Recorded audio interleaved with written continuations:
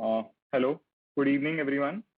I hope you all are well. Welcome to the first earnings conference call of the Sandur Manganese and Iron Ores Limited, discussing the Q4 and FY21 performance and the strategies of the company, hosted by the Investment Lab and Christensen Advisory. Today, we have with us from the management team Mr. Bahirji Godpade, Managing Director, Mr. Abdul Salim, Director of Mines, Mr. Sachin Sanu, Chief Financial Officer, Mr. Bijan Kumar Dash, Company Secretary and Compliance Officer.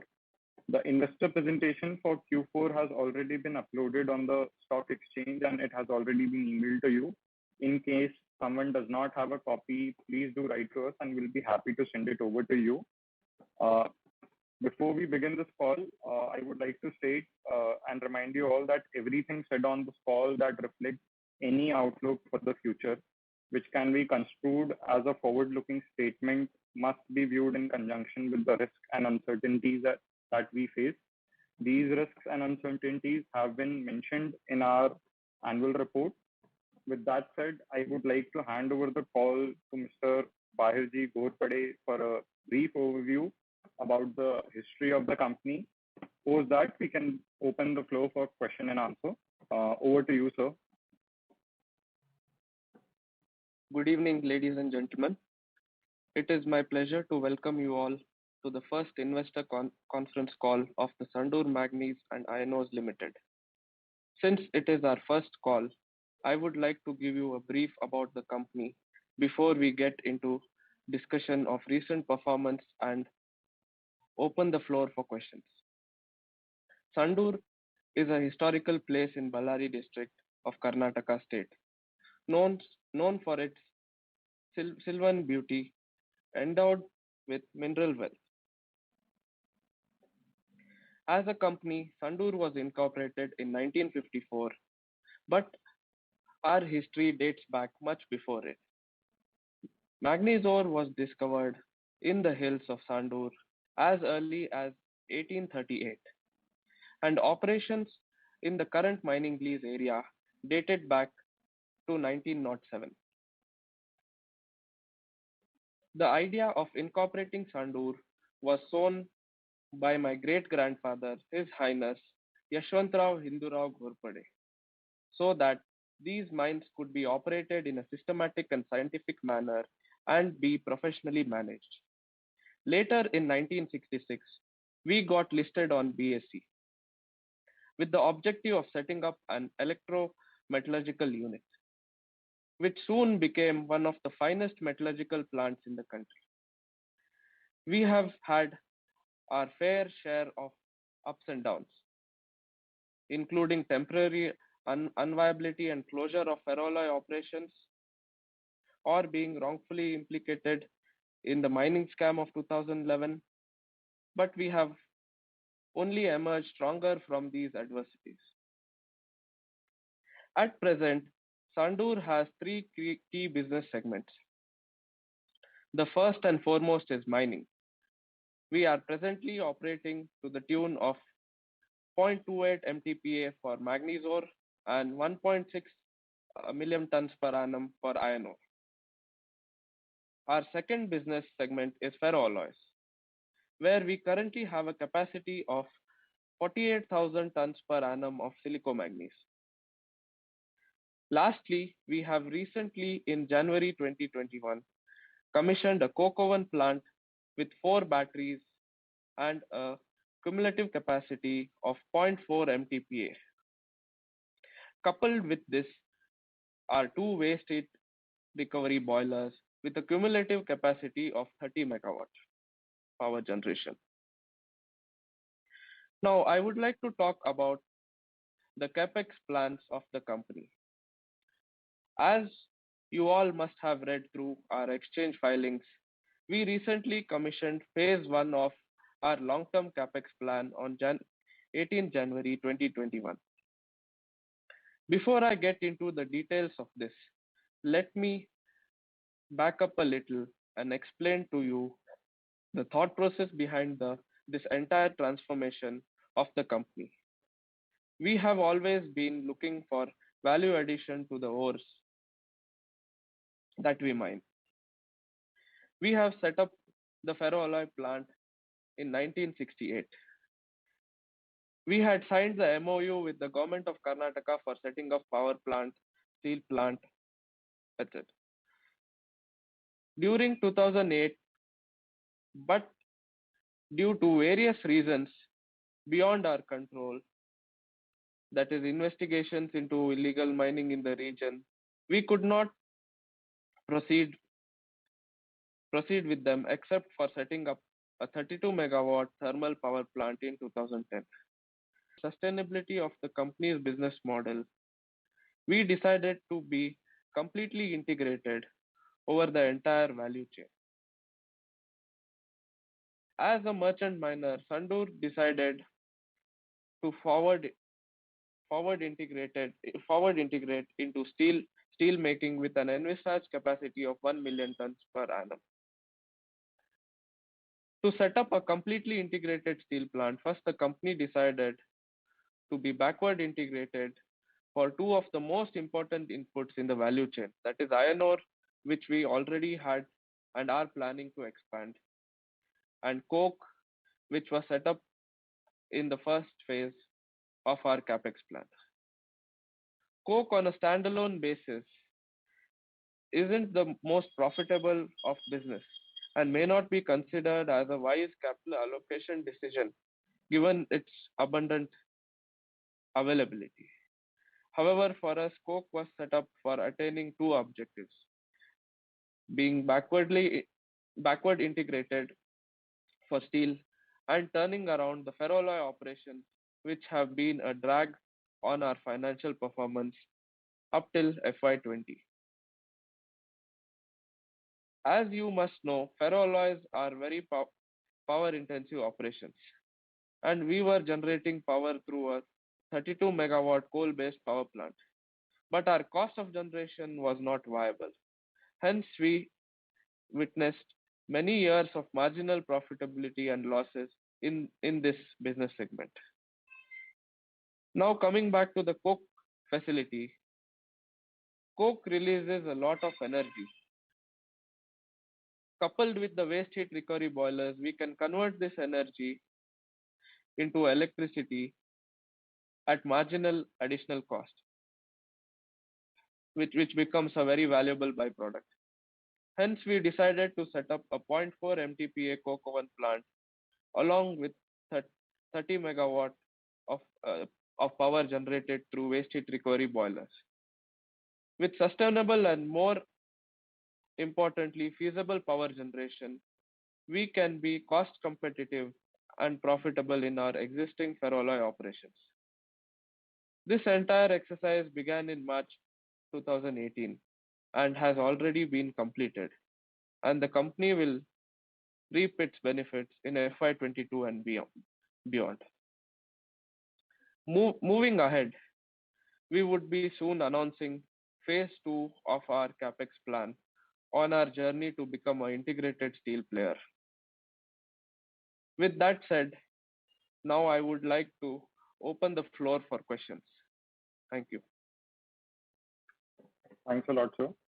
So participants who wish to ask a question may do so by using the raise hands button, which is given at the bottom of your screen. Just a few instructions. Before you ask a question, I would request you to state your full name and the organization. Apart from that, I would request everyone to limit to 2 questions per chance. If time permits, we will definitely come back to you. But since it's the first call, we want everyone to get a chance. So our first call would be from the line of Mr. Ayush Agarwal. You're unmuted, sir. Thank you for the opportunity and congratulations on a good set of numbers despite a challenging year. I'm Ayush Agarwal from Mittal Analytics. I have 2 questions. First is on our iron ore EC approval. The company has been trying to get the EC for quite some time now. So if you could help us understand the journey and the major roadblocks that we hit. So first is that, and another part of the question is, what are the key risks for getting this EC? And if you can tell us about where we stand today and what is the expected timeline to receive these. I would like to tell that we have progressed to a large extent now and are in the final stages of getting the EC approval. And yes, it has taken about I think 10 years time. But there were blocks that we faced, starting with the Supreme Court, Honorable Supreme Court's mining suspension because of investigations into the mining activities that had taken place earlier. But now presently we have moved ahead, and we are looking at a timeline of by end of this calendar year we should get the EC enhancement. That's really good to know. Just to follow up on this question, once we have the EC, what is the time frame that we are looking at to expand the capacity to say 2.5 or 3 million tons from here, and what would be the capex needed? See, that will not take much time for us to expand the capacity, because we have a asset light model, and we use some of the contractors for earth moving equipment, and we have the setup available. But then we envisage some challenges because of the grades that may come out after we start mining at an expanded capacity, and we expect lower grades of production. So we are looking when we are planning the capex for the next phase, where we are looking for some kind of beneficiation facility and value addition, maybe in terms of producing pellets or some value added products that will help us keep our long-term perspective and viability in mind. So we already have plans in place for that. Yes. All right. We'll move to the next question. I would request you to join back the queue. All right. Thank you. We will take our next question from the line of Mr. Shubham Agarwal. Your line is unmuted, sir. Yeah, hi, Sandhur's team. I'm Shubham Agarwal from Equitas Investments. First of all, I'd like to congratulate the entire team for commissioning the first phase of the project, the larger project. And I would also like to appreciate the efforts that have been put in making the presentation. Sir, my first question is related to the ferroalloy business. Given that basis the 44 MVA, the total tonnage comes to around 78,000, but we are operating at 48,000 right now. So I would like to know the key reasons why, and given that current realization are all-time high, can we expect increase in utilization of our plant currently? Yeah, currently, as you are aware, I think we have 3 furnaces, out of which we are operating 2 furnaces. Because the power generated from the waste heat recovery boilers is sufficient to run the 2 furnaces at about 90-95% of the capacity. So we are working going forward on trying to source power through various different sources, so that we can meet the requirement of generating producing 70,000 plus of ferroalloys. So we are working on that, but current capacity we are trying to ramp up and meet the 100% requirement. Yes, I know the prices are at its peak. That's where we are trying to get additional power to run these 2 furnaces at full capacity. Okay, so what are the key challenges and any timeline, internal timeline that you have set to completely ramp up all the furnaces? See, the internal timeline is challenging, but maybe it may take another year is what we are looking at. Got it. And what would be our current capacity utilization of coke oven, given the prices there have also risen sharply in last 2 months? Coke oven capacity utilization is 100%, or sometimes a bit more than 100%, I can say. Okay, great. Yeah. And lastly, on the bigger capex of 1 million ton, So you said that you will be soon announcing, but is there any update on that? Like when we can expect a formal announcement about the timeline and total investment? See, during this calendar year itself, we will try to make the announcement. But see, as you are aware, we have the two most important raw materials required, that is iron ore and coke, with us now. But these are general raw materials. But while planning a steel capacity, we what we are looking at is first deciding on the end product and then working back and arriving at the type of project that we should put, because the product that we decide to produce should do well in the market, and we should identify the market space that we will enter. So we are working currently on that, and I think India will be able to give a complete update on it. Fair enough. That's it from my side. Yeah, thank you. Thank you. Next question we'll take from the line of Mr. Abhay Loda. You can unmute yourself and ask the question, please. Hello, am I audible, sir? Yeah, Yes. perfectly. Sir, the company is planning to increase this ferroalloy capacity from 48,000 per ton to 72,000, as mentioned in the presentation. I wanted to know what will be the cost of this expansion, sir? Estimated cost? See, currently we have the facility to expand up to 70,000. The required inputs, that is the main two inputs, is power and the raw material of manganese ore. That is what is required. So manganese ore also can be sourced, but we are working on various sourcing of various power options based on which we will be able to ramp up. So we look to increase it to 100%, but it will take some time.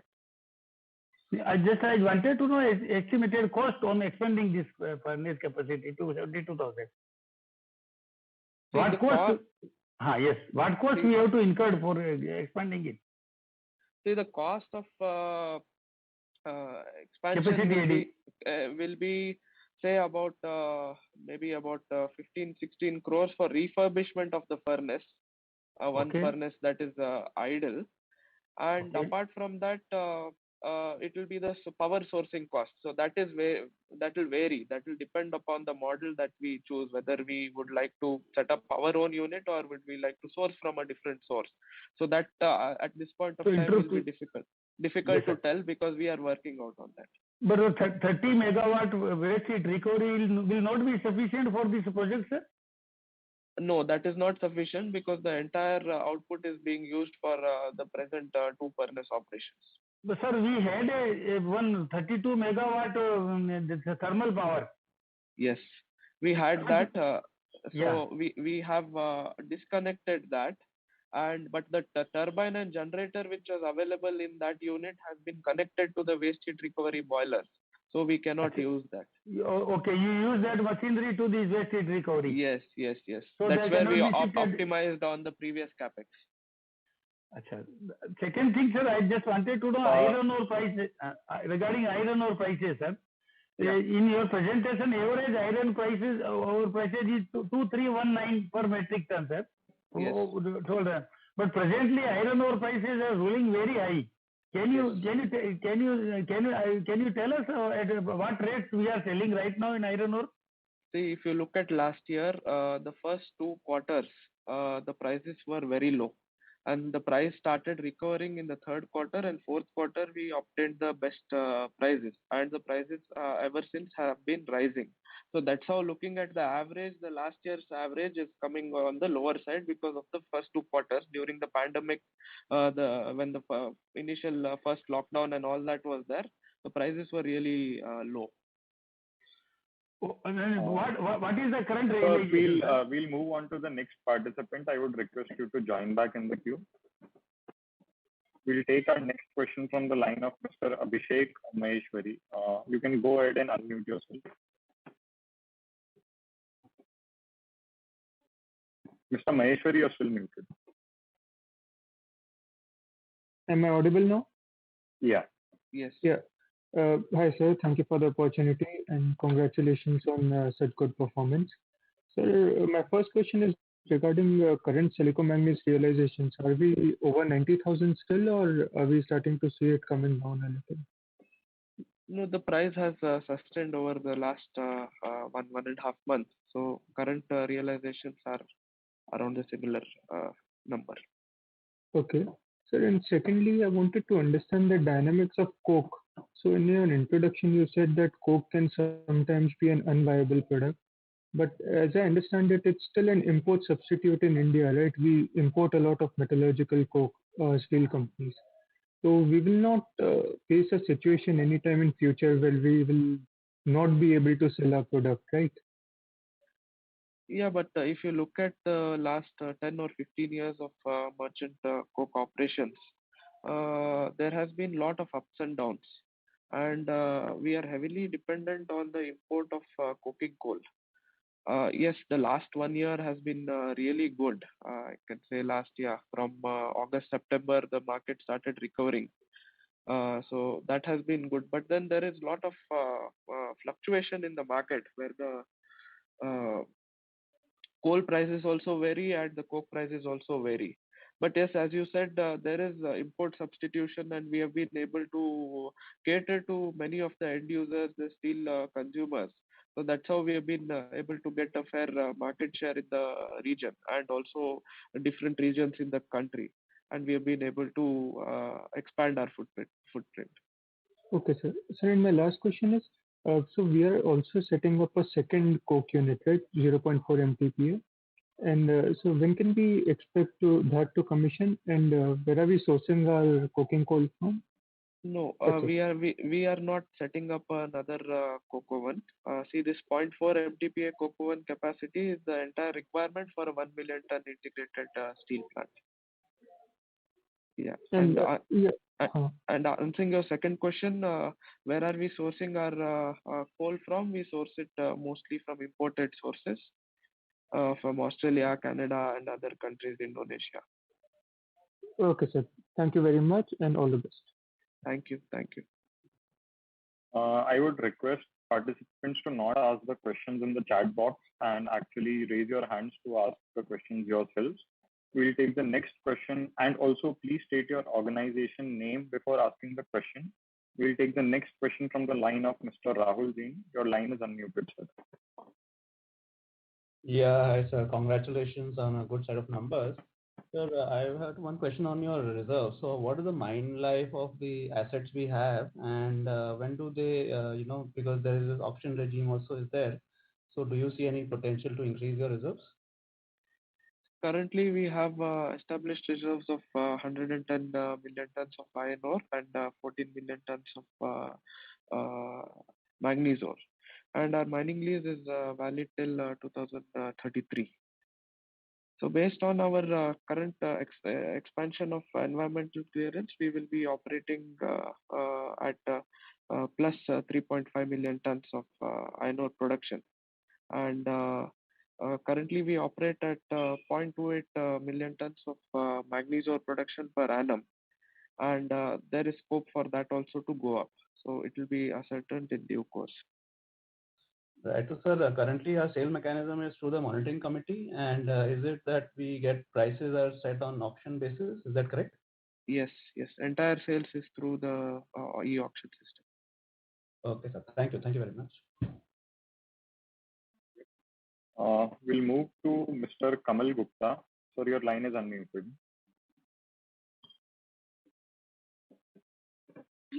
If we export iron ore to China, we can get a much better price. So why are we selling it only in Karnataka? Why don't we think of exporting to China, where we understand the prices have gone up to rupees 15,000 per ton? As of now, there is a sort of a ban to export iron ore from Karnataka. So we don't have scope to do that. And also that there is enough domestic demand for the ores. But the prices declared by NMDC are nearly 7,000 rupees per ton. Are we getting the similar price? Yeah, partially we get the similar price because the specifications of our ore is different in terms of grades. They produce higher grade of ore, and partially we also get similar grades. For what similar grades we get similar realizations. But for the lower grades that we produce, our realizations are lower. Thank you. Congratulations on very good result. Thank you. Thank you. Thank you. We'll move to Mr. Ramesh Kumar Jain. Sir, please state your organization and then ask your question. Yes, sir. I am Ramesh Jain, Chartered Accountant here from Bangalore. At the outset, I congratulate Sandur team for the excellent result and starting investors conference to ask the questions. Sir, there were newspaper advertisement sometimes back, some 3-4 months back, that there is some price cap on the iron ore produced in the Karnataka. So whether this thing there is a on the iron ore company is producing, this is the first question, sir. So there is no price cap. It is regulated by the monitoring committee, and the sales happens through the e-auction. Yes, sir. Then second question is, as the company is having very higher reserves, and it's very difficult for investors to buy the Sandur Manganese shares from the open market at 2,000 rupees. So whether the company is having any plan to declare bonus and the split in this thing, so that general common investors can also benefit from the this thing Sandur Manganese, this thing good results and all. See, we would like to keep all our shareholders happy. In due course, we will see what we will consider, and based on that, we will see and announce. Yeah, dividend policy also, there is a hardly 10 rupees dividend, whereas company is earning 160 rupees or 170 rupees per share. So I feel at least 15 to 20% of the PAT should be declared as dividend, and there should be some amount to be transferred to dividend equalization fund. So every year there should be some nominal means there should be equalizations of the dividend declared by the company, because dividend is very lower side. See, with regard to the dividend, we have this time announced the highest dividend in the history, which is 100%.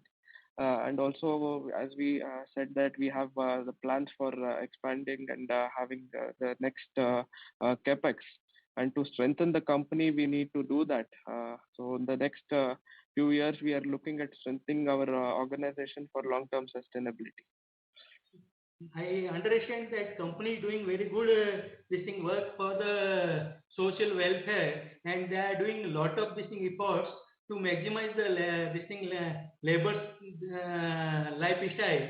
Same time, I request company to just have the shareholders in mind. They are also one of the part of the company. So I feel I request management to declare liberal this thing bonus and dividend. So be happy. Just on comment on your side, sir. Yeah, we want to keep all our stakeholders, including shareholders, happy. So in due course, we will do our best. Already we are thinking on those lines. That's how we have introduced the conference call. We have given the presentation so that the shareholders get complete, clear information about what the company is thinking. Thank you. We'll take our next question from the line of Mr. Amit Gupta. Sir, your line is unmuted.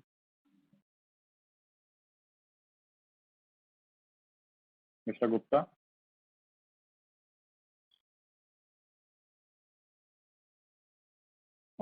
Okay, we'll move to Mr. Ayush Mittal. Sir, your line is unmuted.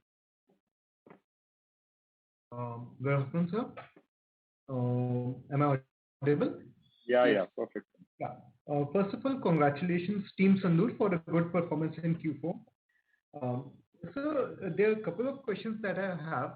First, as we understand that this coke oven waste heat recovery plan expansion that we had done over the last couple of years, it was a major unlock the power saving and grow the business.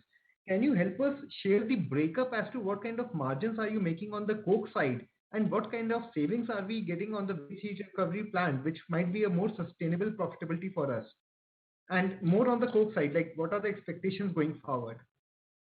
As I mentioned earlier, there has been a lot of volatility in the coal prices that we obtain. If you look at it, last year, June, July, the coal prices were trading around 255. Sorry, the coke prices were trading around 255 to $260, and the coal prices were around $180. The coal prices subsequently went down and we used to get coal at around 120 $130, and now again there has been a cycle and the coal prices are plus $200. So there is a lot of volatility. We cannot really ascertain the fixed margins. But then yes, looking at the recent time, the coke plant has done really well, and we have also ensured that we utilize the 100% capacity and also plan our raw material in such a way that we have the required raw material at optimized costs for the next 3 months, 6 months. So that's how we are managing, and we are getting good margins. Any quantification that we can get on the savings on the waste heat recovery that we would be were recognized in this quarter? Yes, quantification. See again, it is like we are generating power at a very nominal cost in terms of waste heat recovery, because all the cost is being taken by the coke. So that's how there is a huge saving in the power cost. Unlike when we used to produce power through the thermal power plant, the cost used to be very high, and mainly the fuel cost used to be high, the cost of generation through the thermal coal. But now the complete waste heat is being used. So the cost is nominal. Okay. So second question which I have is that historically, when we look at your mining segment, we see that the profit margins have been very healthy for us. We do at least 40-45% margins even when the iron ore prices were subdued earlier. Now that the prices have risen very sharply, in this quarter, because of which the margins look a bit lower than what we could have done. Any thoughts or insights on that? Also, why is it that our cost of operations are very low, because of which we to do these margins and we can sustain on it? See, our cost of operations are very, I can say, standardized on par with the best mining companies, or maybe better sometimes.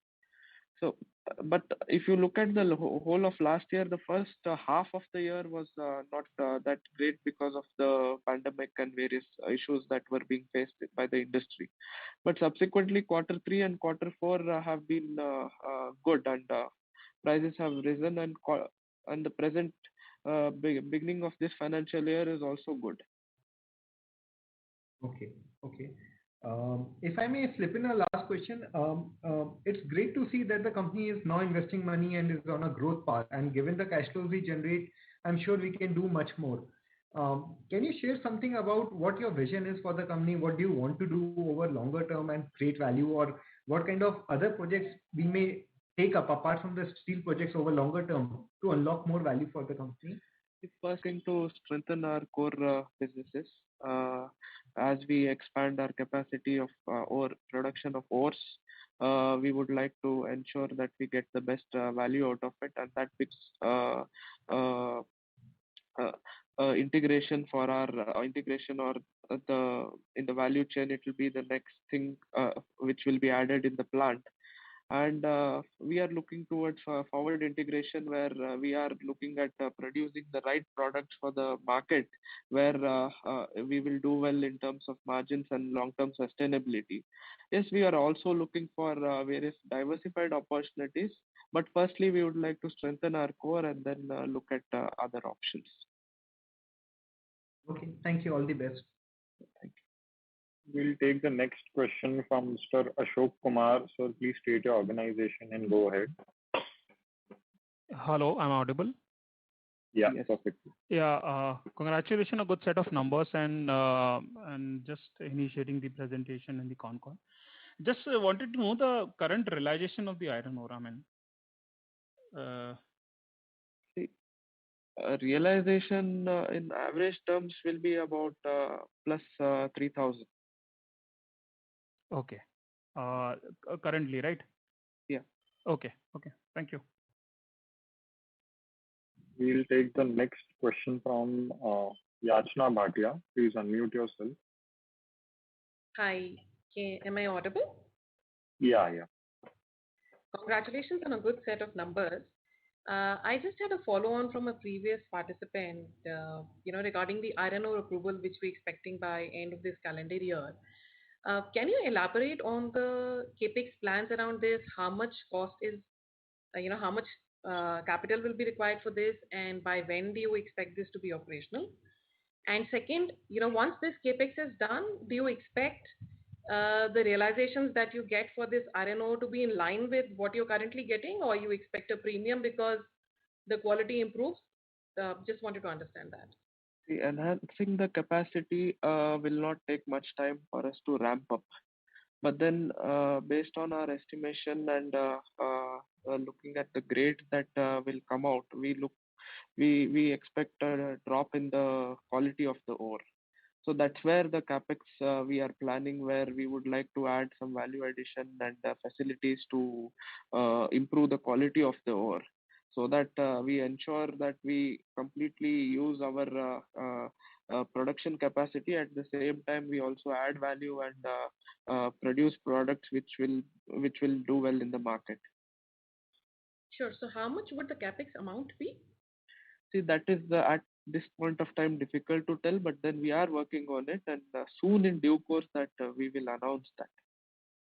Okay. But then that will not be that we will work on it, but it will not be a very major thing like the plant. Plant will be a different thing. It can't be on par with the plant. Any ballpark numbers can you give? Is it around 150, 200 crores? Is it significantly off? You can assume similar numbers, but it will be plus or minus. So we cannot really conclude at this stage. So I'm not giving you a number. Sure. Yeah. No. Thank you. We'll take the next question from Mr. Sahil Sanghvi. Please state your organization and go ahead. Yeah, good evening. Am I audible? Yeah. Yes. Okay. My name is Sahil Sanghvi, and I'm a research analyst from Monarch Network Capital. First of all, congratulations to the whole team for an excellent execution and the financial results. I have two questions. The first question is, could you please tell me the offtake of coke in tons for FY21? Offtake of coke? The dispatches, basically. See, the offtake of the coke has been about 45,000 tons. But then we operate in different ways. One is direct sales, and we also work on job work basis. So you can take it as about 1 lakh tons, because we declared commercial production in January. So it is only for 1 quarter, less than a quarter, 2.5 months. Okay, so the revenue split that has been given in the financial result, which is about 110 crores or so, that is on the basis of 1 lakh tons, or is it on the basis of 50,000 tons? That is on the basis of 50,000 tons, but the other income which will include this job work revenue. Okay. Just a follow-up question on that. I mean, currently, what kind of offtake are we looking at? Because I understand 50% is what we are selling to a pig iron producer in South. But the other, which is in the open market, how are we placed over there? Are we 50% over there, 60% over there? We are looking at selling everything, and that is happening. Okay.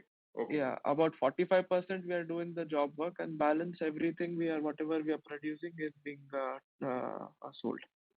Okay. Yeah. And my last question would be regarding your phase 2 of CapEx.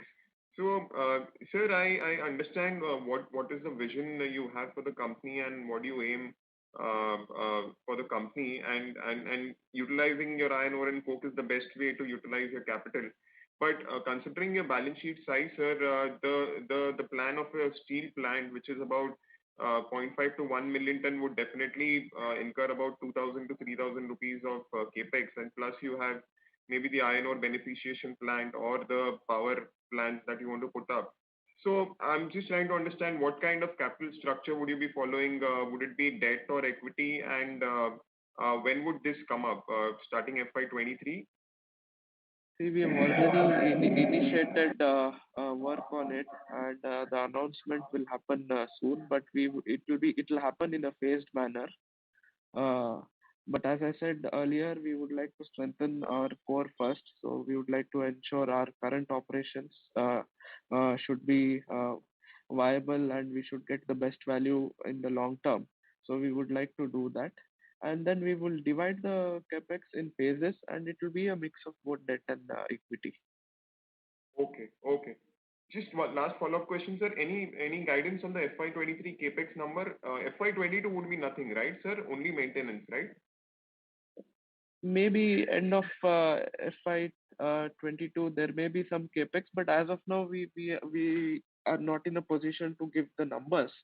Okay. But in due course we will make the announcement. Sure. Thank you, sir, and all the best. Thank you. Thank you. We'll take the next question from Mr. Mayur Shah.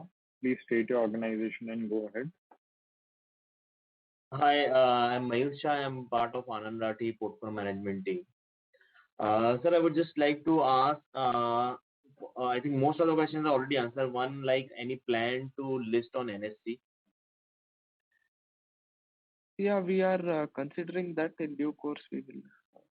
Right. And another question I would like to have, what is the peak debt level that you are looking at, considering maybe in phase 2 also if you go, what kind of debt level you are looking at to go on a higher side, max? We are looking at maybe maximum 50% debt, 50% 1:1, but that will again depend. But we will keep a safe number, because earlier years we have remained debt free. Now we have some debt, but we will plan it so that it is not too much of a burden on the financials, but it is just right.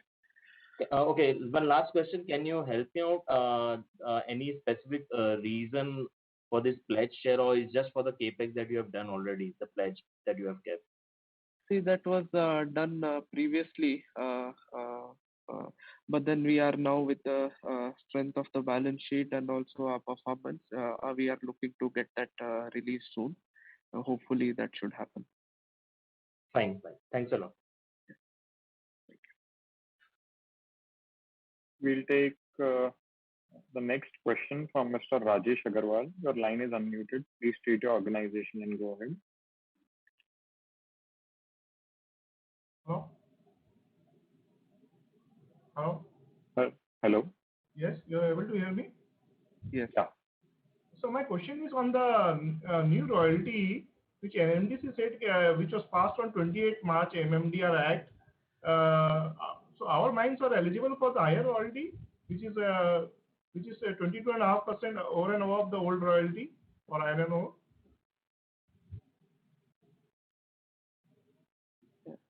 I request Salim to answer this question. See, this amendment to the royalty will not be applicable for us. Basically, that provision is applicable for the public sector undertakings who opt for renewal of mining leases without going through the auction route. Okay. After the MMDR Act has been amended, now all the mining leases on the expiry of their present validity have to go through the auction. So the royalty and all those things will be determined through the auction itself. Only for PSUs, this option has been made available. So for no private, it is applicable? No, it will not be applicable for private. Thank you, sir. We'll move to Mr. Ayush Agarwal. Please state your organization and go ahead. So thank you for the follow-up opportunity. This is Ayush again from Mittal Analytics.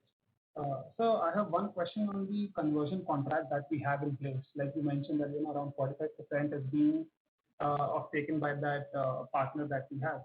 So yes, in a scenario that the partner is not able to fulfill the contract, what plans do we have in place to sell that quantity? Because if we don't, then the heat won't be generated, and ferroalloy might have to go for higher power cost, or may not be able to produce. Yeah.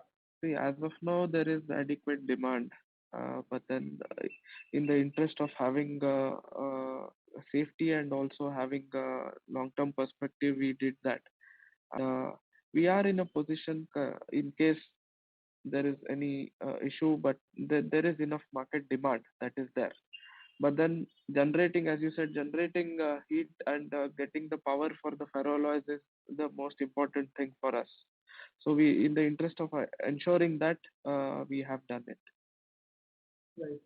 If our understanding is correct, the partner is probably expanding, in the coke oven capacity. So, and that may happen in a year or two time.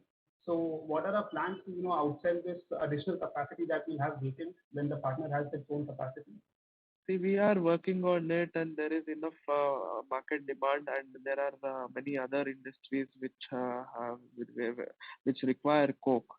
So we have that understanding. At the same time, we are working on the expansion plan where we would look to set up something where we consume partial capacity at least, so that to that extent we have some captive consumption, and the balance we sell it in the market.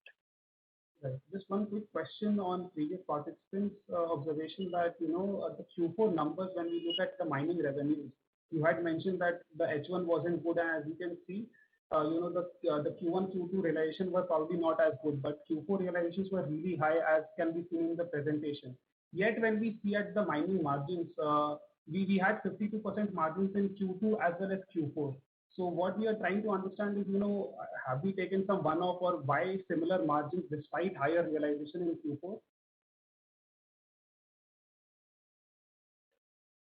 Q4? No, I think the margins are better in Q4. It is Sachin, same as, would you like to elaborate?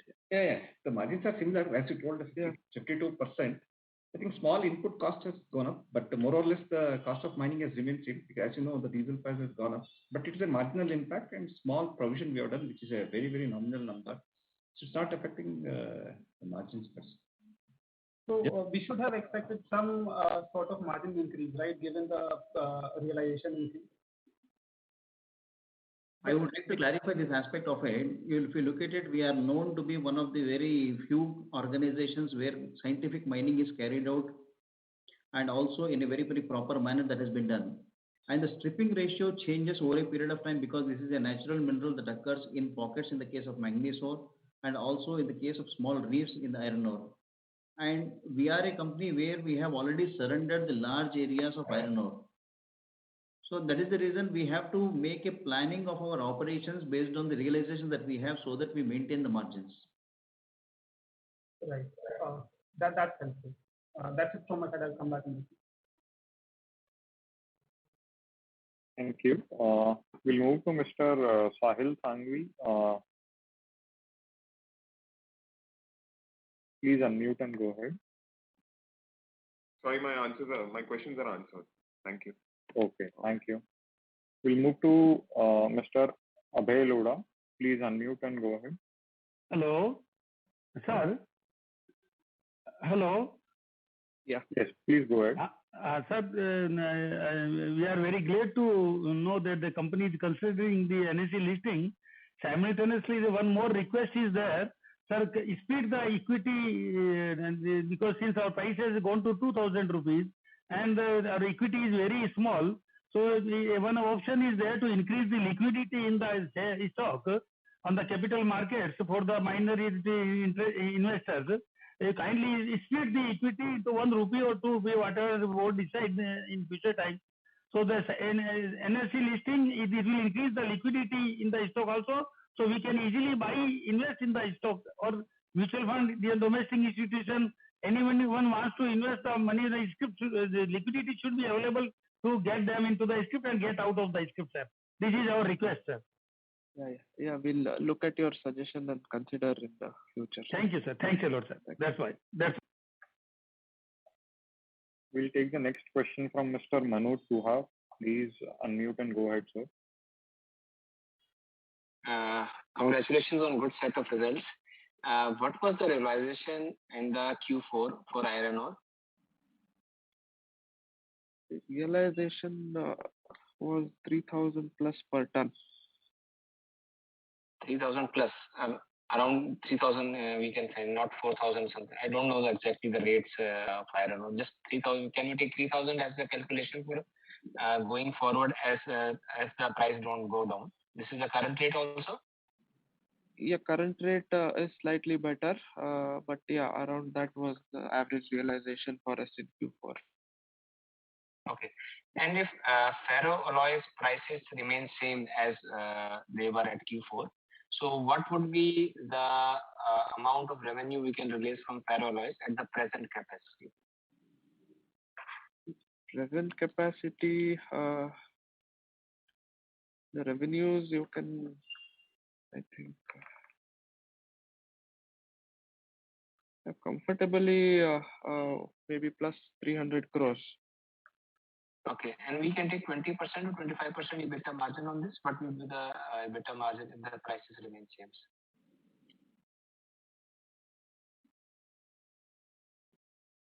Yeah, 20% I think can be assumed. Okay, thank you and best of luck. Yeah, if not better, but I'm just giving a conservative. Okay, thank you. We'll take the next question from Mr. Bachraj Nahar. Please unmute and go ahead. Yeah. Congratulations on good set of numbers. I have a few questions. First is that whether we have any possibility to put up the pellet plant, and I think pellet export from Karnataka is not restricted. So, and that can also help ultimately in your steel plant.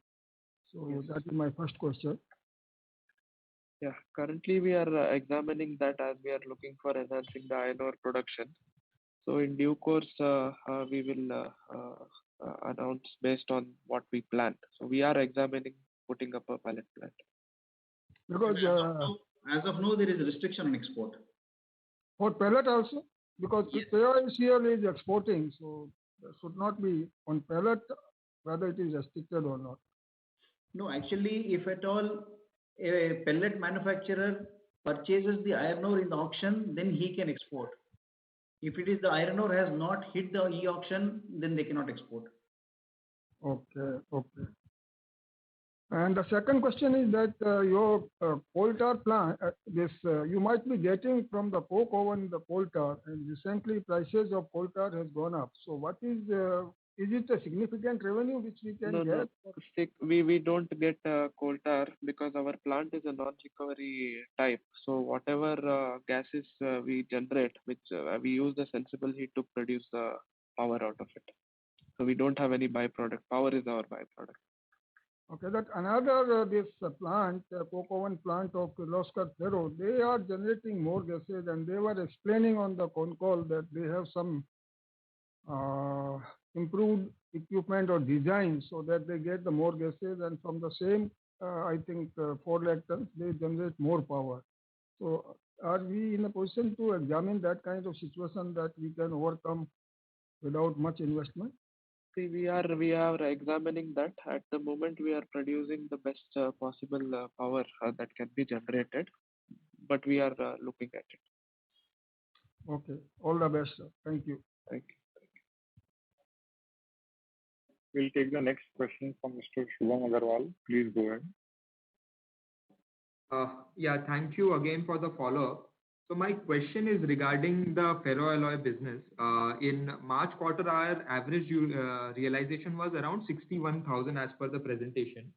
But what I want to understand is, given the silico-manganese prices have sustained over 90,000 since the last 4 months, what kind of realization can Sandur achieve in Q1?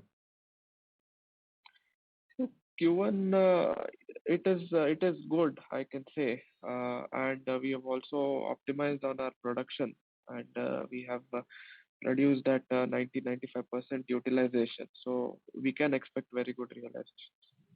Okay, and would you like to put any number to that? As of now, I would not like to put that because in due course we will be letting you know, but we are yet to arrive at that. Got it. Fair enough, sir. Thank you again.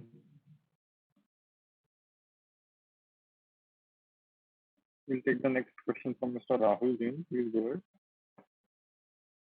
Yeah, hi, this is Rahul Jain here from Systematics. Sir, also on, just want to check on your Coke. So you just had 1 quarter of Coke earnings, and do you think in the for this financial year we will have a similar run rate what we had in the fourth quarter, or we can do better than that?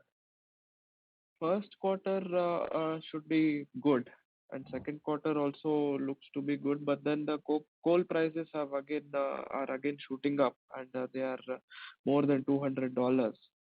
So there is some uncertainty with regard to the third and fourth quarter of this year. But then we don't know. The things change very dynamically, so we'll have to keep our fingers crossed and look at it during August, September, and see how we perform. But we are trying to. Yeah. Yes. Do we have a end-to-end tie-up in terms of locking the price, or do we take the price risk on ourselves? No, we do somewhat longer term purchase instead of just in time or something like that. We try to purchase it for the next 4 months or 5 months requirement, so that we lock in that price and we are safe in case there is any volatility. Right. And so in terms of your bigger plans, so is this going to be a blast furnace kind of an expansion, and have you identified the location and other things for this huge project which you plan to take? See that currently we in the existing plant area we have land available, so we are trying to expand in the current available space. That is what we are looking at. It's going to be a blast furnace kind of thing? Most probably, but then we are yet to finalize on the technology. Right. And so with the expansion on iron ore that we are doing, we are planning to take. So the number of 3.8 is the right number from 1.6. You plan to go? Yeah, we have applied for the 3.85 million tons CC. And once you get the approval, it will take what 6 months to 1 year to reach that number? No, it will not take much time. It can be done fairly immediately. Okay. Once we get the approval, yeah.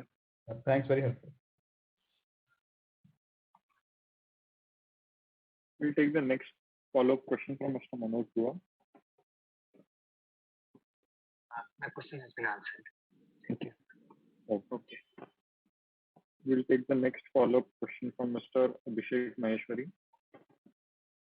Hi, sir. This is Abhishek again from Skyridge Wealth Management. Sir, my question is regarding what you just said to the previous participant, that you are planning to expand your, forward integration into your means your expansion is the land is already available with you. I wanted to know the entirety of 1 million ton per annum steel capacity. You can put it in the land available, or you'll have to buy some more land for it? That we are trying to ascertain that, but yeah, it looks likely. But we are not going for 1 million ton in the one phase itself. We are planning for the expansion in a phased manner. But we will keep the future next phases in our planning, and then plan the plant layout. So. For the phase 2, you have enough land available. That's what you're saying. Yeah. Okay. Thank you. Got it. We'll take the next question from Mr. Arpit Ranka. Please state your organization and go ahead. Yeah, hi. Am I audible? Yes. Yeah. Yeah, hi. Thanks for the opportunity.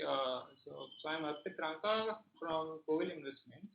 So early in the call you mentioned that you will possibly use a contractor MDO to go for a capex. So how does the economics of that work? Typically, how much do they charge, and what's the right way to think about that? So regarding the earth moving equipment you're referring to? Yes. So generally you use the term MDOs, right? Mine developer and operator, right? Yeah, that is also a term used, but yeah, it's the earth moving equipment provider. Okay. So it is basically on tonnage basis, and they help in the excavation and also processing of the material produced. So how does the economics work? How much do they charge typically, like 800 rupees a ton, 1,000 a ton, 500 a ton? How does that work? See that again depends because the nature of operations and the development required in the mines to take out the overburden and take out the ore. So we can't really attach a number to it. It keeps varying. Okay, okay. Not even a broad range in like which is used in the industry to think through? Yeah, I can only say that our expenditure amounts are on par or better than the industry. Okay, okay. That is. Secondly, so the EC requires a public hearing to be done, and over the last year or so, conducting public hearing has been an issue for the industry as a whole. How do you see the situation evolve as things stand today? Any thoughts on that? And this is specific to us or industry as a whole, both. Yeah, previously the public hearing was conducted for us. It was long back, and we have fought for that exemption. And looking at the current situation, that should not be a roadblock. We should be able to get through. But public hearings are not allowed to be held as of now on the ground, or what's the situation? It depends. Now the situation is better and things are opening up. So that should not be a problem. Fair enough. Just one quick one. So what happened in March, which is the MDR Mining Act amendments, are being hailed as a historic event. Can you share your thoughts, because you've been involved in this industry for decades now? How do you see those amendments and good, the bad, the both? If you could just spend a few minutes highlighting, given the importance of that. Yes, see, yes, I would like Salim to answer this question. Definitely, the market feels and the industry also feels that the amendments are good, because some of the issues which were lingering over the years are getting addressed in this. Like, for example, if you look at it, the previous question was also there about the royalty. One of the mining lease which has expired and it was due for renewal was not considered by the state because the auction regime has already started. Then the view that was taken was the PSUs should be allowed to go for renewal. So there have been a couple of amendments that have been issued over a period of time to solve those issues and then make it a smooth transition, at least for the PSUs to continue the renewal process, or even some of the mining leases to be identified and reserved and provided to the PSUs without the auction process. But in the case of private entities, no such relaxation is being given, and it is open for auction for all the mining leases. Okay, so if I've understood you correctly, you're saying that at least they seem to be helping more the public sector directly as of now, and private it continues as usual, basically, right? Yeah, no, correct.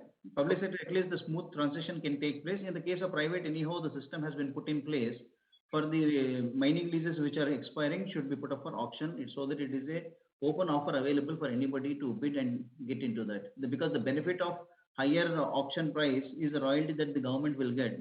So this is a better facility or a option for the government to generate more revenues. Thanks a lot. That's helpful. Thank you. Thank you. We'll take the next question from Mr. Chirag Mehta. Please unmute and state your organization and go ahead. Mr. Mehta.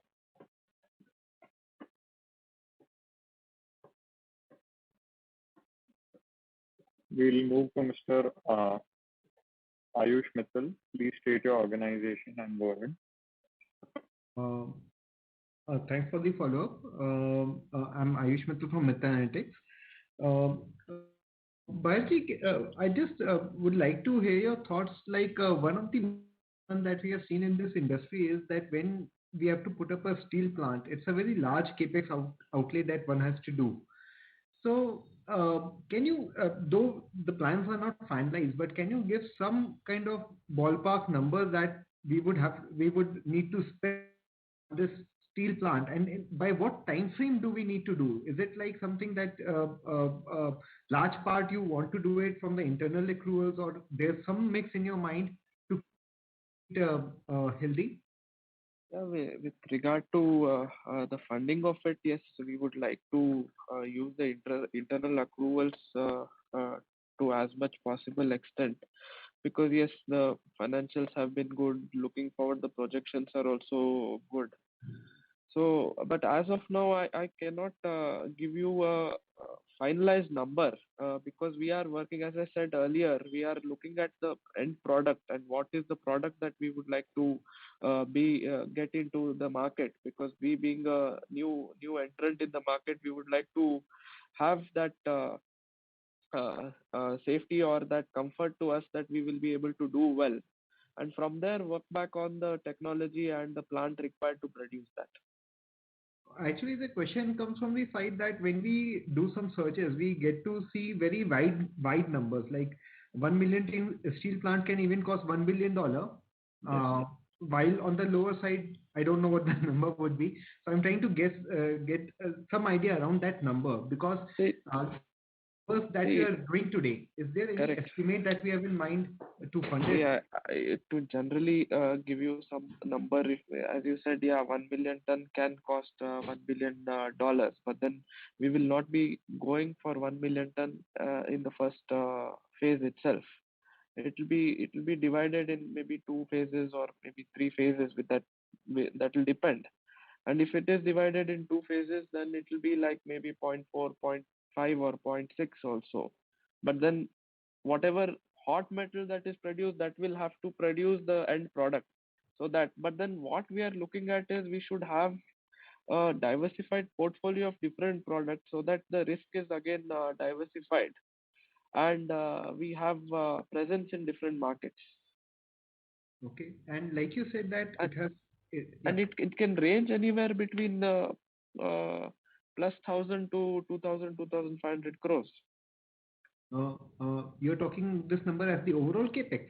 Not the overall capex, the phase capex. Okay, so for 0.5 million ton, if we have to do, it can even be done in 2,000 crore kind of number. Yeah, that is possible, but that again will depend on the end product. What kind of product you want to make? Okay. Yeah. Okay. And second, like you mentioned that you want to do it from internal accrual. So is it right to assume that once we are able to scale up the iron ore output to the EC enhanced limit that we are looking at, that will be sufficient to generate maybe 300-400 crore kind of cash flows or PAT? Do this funding of the expansion? Correct, that should be sufficient, but then we will have to look at the market factors because that keeps changing. Of course. Yeah. Okay. Sir, any update on this EC thing that has been pending? Any recent developments wherein there was a meeting to take a call on? Yeah. Regarding EC, there is a positive development, and I think by the end of the calendar year, we should be able to get through that and enhance our MPAP. Okay, great. Thank you. All the best. Thank you. Thank you. We'll take the next follow-up question from Mr. Jitendra Anchalia. Please go ahead. Yes, congrats for the excellent set of numbers. I don't have much questions. I got some suggestions, 3-4. 2 suggestions I am endorsing. One is for the NSE listing and another is for the split of shares. Another suggestion is that since the company is going for steel making, it should, keeping the logo, they should change the name of the company from ore and from manganese ore or something like that. It can be Sandhur Resources or something like that. And another thing is, just I am listening that you might be going for capital expenditure of 2,000 crores. And since the resources will not be that much, by diluting some shareholding, the management can have some private equity, because once the shares are split and once the market go for the proper valuation, the price of the shares can go up, and then you can rope in the private equity fund and buy some dilution and some say bond issue or some that way. That will be the better option instead of going for internal accrual and debt. Because recently there is one company in America, USA, they were simply making pellets, 19 million pellets. Their name was Cleveland Cliff. Their name was Cleveland Cliff Resources Limited, Natural Resources. They changed the name of the company, and immediately thereafter they acquired 2 large companies in USA, and they are transformed themselves from mining company to a steel company. They acquired ArcelorMittal manufacturing unit and one AK Steel. So the future is in steel, but you have to move fast and you have to rope in a private equity fund or something like that, because that's the way the people are ramping up their resources. So that's my suggestion, and any view by the management on this. Yeah, thank you for your suggestions. As you said, we need to move faster and ensure we enter the right market at the right time. So we will consider various options looking at the requirement in due course of time. Here another question, another just a small suggestion, because the way the things are happening in China, the China is simply I am of the view that China will simply scrap at least 200 million ton of their steel production, because they want that the world there should be scarcity of all the metals, whether it is steel, zinc, aluminum, so that all over the world there is a crisis. They are simply just they are saying that they are curtailing they are scrapping the production of the manufacturing plants only for environment angle, but it's just an eyewash because they don't have any environment. So the management should move very fast for steel. Steel has got a tremendous opportunity. After once the China is off the scene, people have to come to India because we have got iron ore, and you can go for, because the risk is there, but that's a calculated risk in the steel plant. That's the thing. Thanks. Okay. We'll take the next question from Mr. Sanjay Jain. Please state your organization. Go ahead. Hi. Can you hear me? Yeah. Yeah, this is Sanjay Jain here. So right now I'm a shareholder. I used to work as a metal analyst earlier on the street. So my question is regarding, there are two questions. One is that I want to understand the status of our mining lease. You did try to explain something, but I didn't really get where we are in, what stage we are in terms of expanding our capacity of iron ore mining from 1.6 to 3.5 million tons. So what are the milestone which are pending? And secondly, on your capex plan, so I really like the idea that you want to phase out your capex plan, and that's really the right way, because rather than putting in a huge capex on one go and then suddenly when the plant comes and then you are in a down cycle and the interest starts mounting on the balance sheet. So that really I like the idea.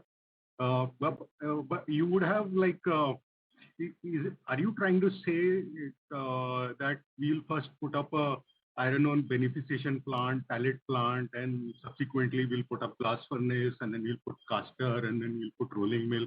Is that the path that you are looking at in your mind, so that you can phase out your capex? Yeah, answering your first question regarding enhancement of our iron ore production, we are in almost the final stages of getting the approval, and as I said, by this calendar year we should get it tentatively. Yeah, but at the same time, as I said, we have some challenges with the grades dropping. So we are looking at some kind of beneficiation facility and also evaluating putting up a pellet plant.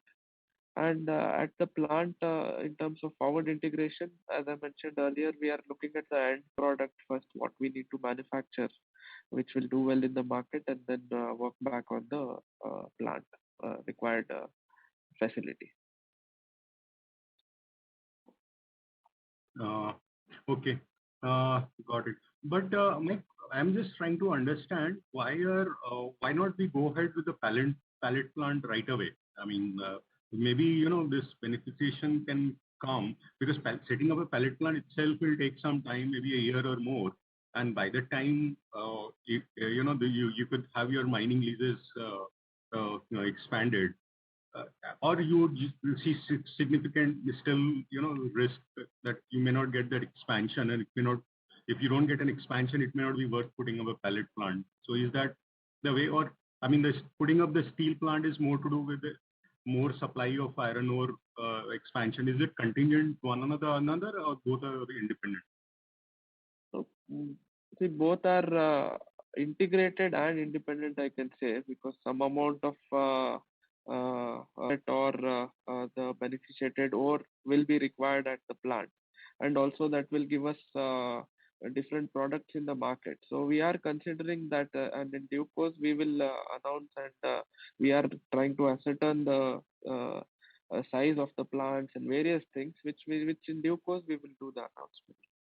Because, I mean, sorry to harp on it, because see, you are in a state of Karnataka where you are restricted to sell your iron ore to the steel producer within the state or who have been sourcing historically iron ore from the state as per the Supreme Court order. So you, in a way, your pricing power is curtailed in a way. You are not able to realize full value of your ore. You would have realized otherwise. At the same time, the steel mills are able to buy iron ore from wherever they like, from within the state, from outside the state. And you know, some of your customers, the large customers, have been playing that game. They have been ensuring that there is no shortage. So wherever they see the market tightening, they import and, you know, to some extent erode your pricing power for your ore. Because so that's a game which is not very fair to the mining companies in my view. So if you are able to, you know, put up a pellet plant, then won't you be able to export pellets and then you get more pricing power and realize better value for the ore that you are producing? Yeah, that's what I said. We are considering the option. So we will make the announcement in due course. Okay, thank you.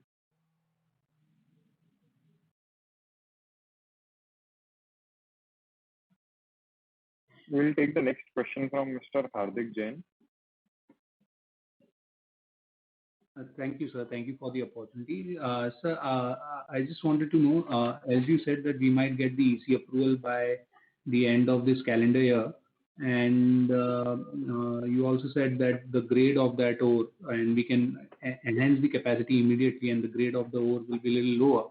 But the beneficiation plant and the pellet capacity will take some time to come. So meanwhile, we'll sell the low grade ore in the market, right? So that really depends. See, once we enhance the capacity, we have both the higher grades and the lower grades ore. So, and simultaneously, we will be planning other required capacities to enhance quality or add some value-added products. So we will try to align it in such a way that the maximum value is achieved. Right. And my second question is, right now, what kind of royalty per ton we pay on the iron ore, and will the royalty be same for the enhanced capacity?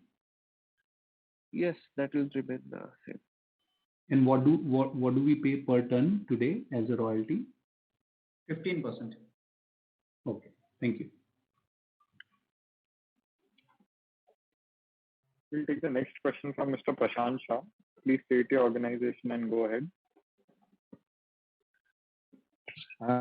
Hello, I am Prashant Shah. I am long-term investor for your company. Just I wanted to know, can you give us guidance for FY22? Sorry? For FY22, can we assume that we'll be probably having revenue of 1,700 to 2,000 crores? See, that is as of now difficult to tell, but then we can assume much better revenues, more than plus 1,200 plus 1,300 crores. That's fine. Thank you very much, and many congratulations to you. Thank you. We'll take a last few follow-up questions. The next question is from Mr. Abhishek Maheshwari. Please unmute and go ahead. Hi, sir. My questions were answered. Thank you. Okay, thank you. Mr. Chirag Mehta, please unmute and go ahead. Yeah, I am CA Chirag Mehta. I am an individual investor. Most of my questions relating to stock split, NSE listing bonus has been answered, because really worried as it is a thinly traded company. But I'm really glad that after so many years, I was looking for the investors presentation con call, and finally it happened. So my only request to the company is to keep continuing the same way. And there is a tailwind in the sector. So best of luck to the company as well. And lastly, congratulations on the stellar performance. Thank you. Thank you. So Sanjay Jain, please unmute and go ahead.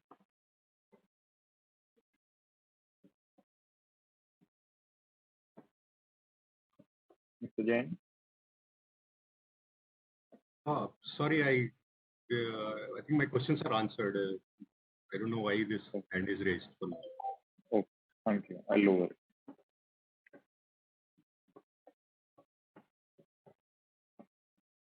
Mr. Bach Rajnar, please go ahead. Yeah, this is again coming back. My question is basically that even after getting the additional capacity of mining to 3.8 million ton, and your mining is expiring by 33. So after 33, you will have to auction again the mine.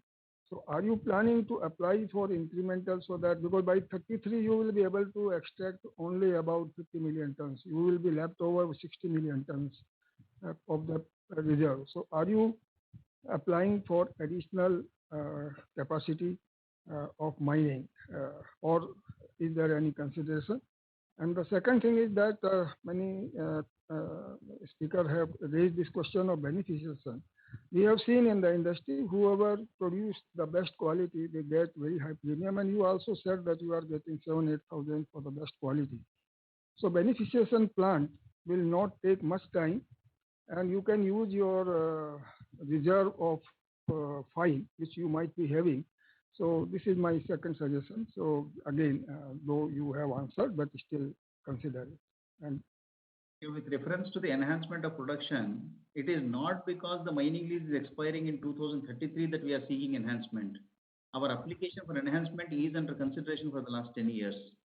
For reasons beyond our control, including the suspension of operations, that application had been delayed and we are pursuing. And as MD mentioned, that we are at the last stages of it and we expect to get it before the end of this calendar year. No, but my thinking is that even at enhanced capacity, you will not be able to exhaust. You will be left over with 60 million ton by 2033. So are we applying for substantial higher capacity? That is my question. No mining lessee can exhaust the minerals because the Supreme Court itself has passed an order that it should be intergenerational equity. So there should be something left for the next batch of people also to do mining. Okay. And about we'll take the last question for the day from Mr. Satish Kumar. Please unmute and go ahead. Hi, am I audible? Yeah. Okay, thank you. This is Satish and I'm an individual investor. My question is, I think thanks for the con calls. And my question is, how are we going to, continue this con calls? Is it quarterly frequency or what is the outlook for that? So we'll keep you posted in due time, and we'll definitely, take your suggestions, but it will be announced going forward. Okay, thanks. Thanks a lot. I believe all the questions have been answered.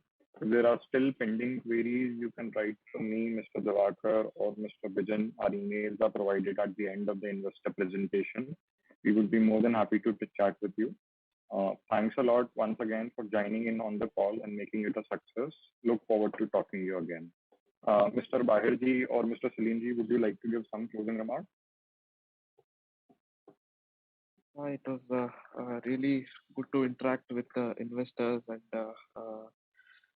understand their queries and give them an understanding about the future and the current operations.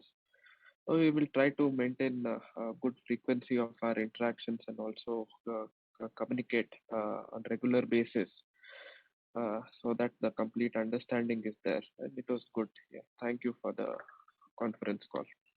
I would like to only add that we are happy to note that our thought process is synchronized and matching with the thought process and the suggestions that are coming from the shareholders. So since the wavelength is good, we hope to move forward quite progressively. Thank you. Thanks a lot for joining, everyone. You may now disconnect your lines.